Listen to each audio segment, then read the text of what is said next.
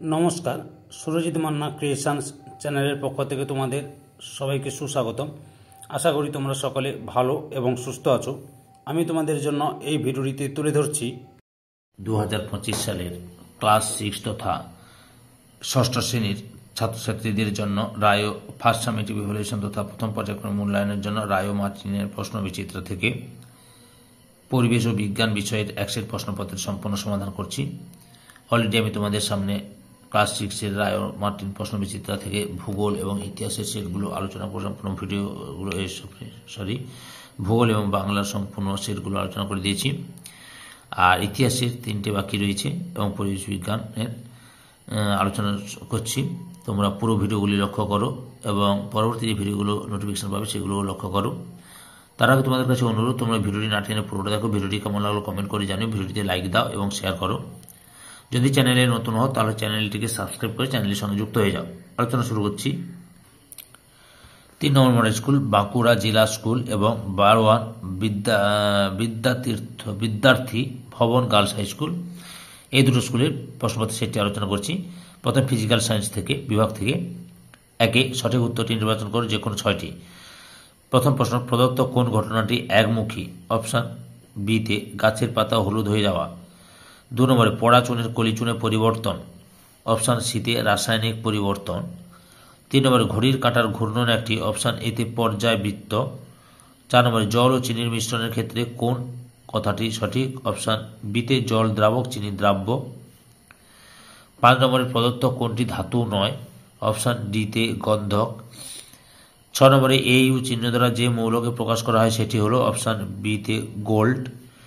7 নম্বর phosphorus pentachloride chlorine পরমাণুর সংখ্যা। Option ডিতে 5। এরপরে লক্ষ্য করো কি রয়েছে।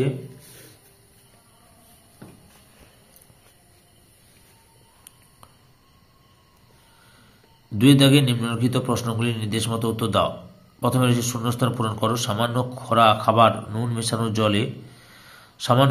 নুন মেশানো জলে ব্যাটারি থেকে বিদ্যুৎ পাঠালে জল ভেঙে গিয়ে অক্সিজেন ও হাইড্রোজেন গ্যাস উৎপন্ন হয়। এই ঘটনায় বিদ্যুৎ শক্তির প্রভাবে ড্যাশ পরিবর্তন ঘটে, রাসায়নিক পরিবর্তন ঘটে।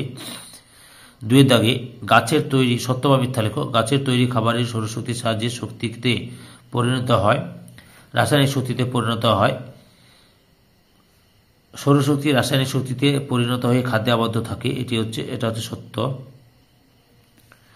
তারপরে 3 নম্বরে কার্বন টেট্রাক্লোরাইড ও হাইড্রোজেন সালফাইডের সংকেত হলো CCl4H2S। কার্বন টেট্রাক্লোরাইডের সংকেত হচ্ছে CCl4 আর হাইড্রোজেন সালফাইডের সংকেত হচ্ছে H2S। এরপরে কি রয়েছে, একটি মিশ্র ধাতুর উদাহরণ দাও, ব্রোঞ্জ। তারপরে 5 নম্বরে নুন কি মৌলের পরমাণু দিয়ে তৈরি? সোডিয়াম ও ক্লোরিন।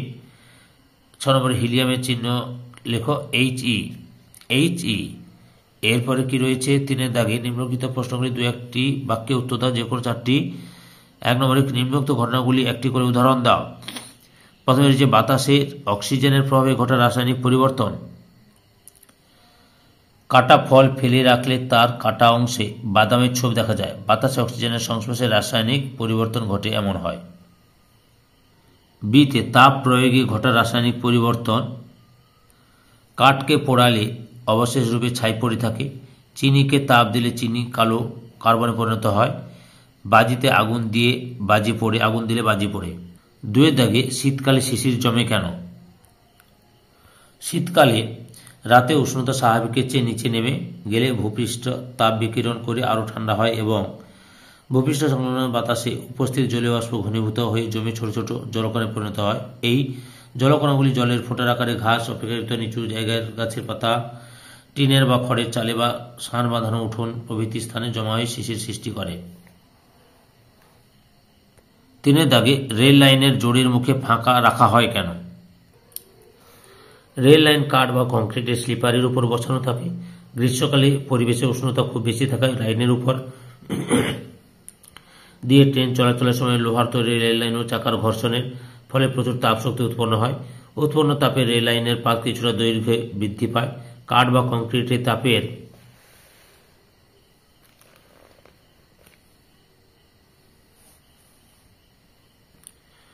কুপরিবাহী, তাই উত্তপ্ত হলে লাইনের তাপ অন্যত্র পরিবাহিত হওয়ার সুযোগ পায় না। এই কারণে নির্দিষ্ট দূরত্ব অন্তর রেল লাইনের দুটি পাতের মধ্যে কিছুটা ফাঁক রাখা হয়। রেল লাইনে উপযুক্ত ফাঁক না থাকলে রেল লাইনের প্রসারণজনিত বলের জন্য লাইন বেঁকে মাটি ছেড়ে উপরে উঠে পড়ত, ফলে দুর্ঘটনা ঘটত। তাই রেল লাইনের পরপর দুটি পাতকে সরাসরি যুক্ত না করে কিছুটা ফাঁকা রেখে দুপাশে আটকে দেওয়া হয়। এতে গরমে প্রসারণ ও ঠান্ডার সংকোচনের কোনো সমস্যা হয় না। 4 নম্বরে ধাতু ও অধাতুর 3টি পার্থক্য লেখ। ধাতু ও ধাতুর পার্থক্য তোমাদের সামনে তুলে ধরলাম। মোট এখানে 10টি পার্থক্য তুলে ধরছি, বুঝতে পেরেছ। 5 নম্বরে কোনো মৌলের পারমাণবিকতা কাকে বলে? কোনো মৌলের একটি অণুতে যত সংখ্যক পরমাণু থাকে তাকে ওই মৌলের পারমাণবিকতা বলে। যেমন ফসফরাসের অণুতে 4টি পরমাণু থাকে, অর্থাৎ ফসফরাস পারমাণবিকতা 4।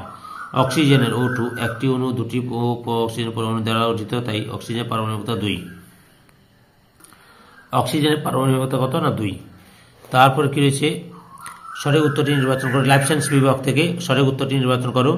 প্রথমে রয়েছে সামুদ্রিক মাছের যকৃতে পাওয়া যায়, কি পাওয়া যায়? সামুদ্রিক মাছের যকৃতে পাওয়া যায় অপশান ডিতে, অর্থাৎ বি ও সি উভয়, অর্থাৎ বি হচ্ছে ভিটামিন ডি আর ভিটামিন এ, এই দুটোই পাওয়া যায়। তারপরে কি রয়েছে, 2 নম্বরে ফুসফুস ও হাড়ে বাসা বাঁধে অপশান এতে যক্ষার জীবাণু। তার 2 নম্বরে শূন্যস্থান পূরণ করো। 1 নম্বরে এরিথ্রোমাইসিন নামক অ্যান্টিবায়োটিক ড্যাশ ব্যাকটেরিয়া থেকে পাওয়া যায়? স্ট্রেপ্টোমাইসিস ব্যাকটেরিয়া থেকে পাওয়া যায়, স্ট্রেপ্টোমাইসিস। 2 নম্বরে ড্যাশ উদ্ভিদ থেকে রজন পাওয়া যায়? পাইন উদ্ভিদ থেকে। 3 দাগে নিচের 5টি প্রশ্ন থেকে যে কোনো 4টি প্রশ্নের উত্তর দাও। 1 নম্বরে খাবারের জন্য পালন করা হয় এমন 2টি প্রাণীর নাম লেখো। হাঁস, মুরগি। পরাগ মিলন কি? কোনো ফুলের পুংকেশরের পরাগধানী থেকে পরাগরেণুর ওই ফুলের গর্ভমুণ্ডে বা একই গাছের ভিন্ন ফুলের গর্ভমুণ্ডে বা সমপ্রজাতিভুক্ত ভিন্ন উদ্ভিদের ফুলের গর্ভমুণ্ডে স্থানান্তরিত হওয়ার ঘটনাকে পরাগ মিলন বা পরাগযোগ বা পলিনেশন বলে। 3 নম্বরে অ্যাজোলার একটি গুরুত্ব লেখ। অ্যানাভিবা নামক এক ধরনের ব্যাকটেরিয়া আছে যা অ্যাজোলা নামক জলজ ফার্নের পাতায় মিথজীবী রূপে বাস করে।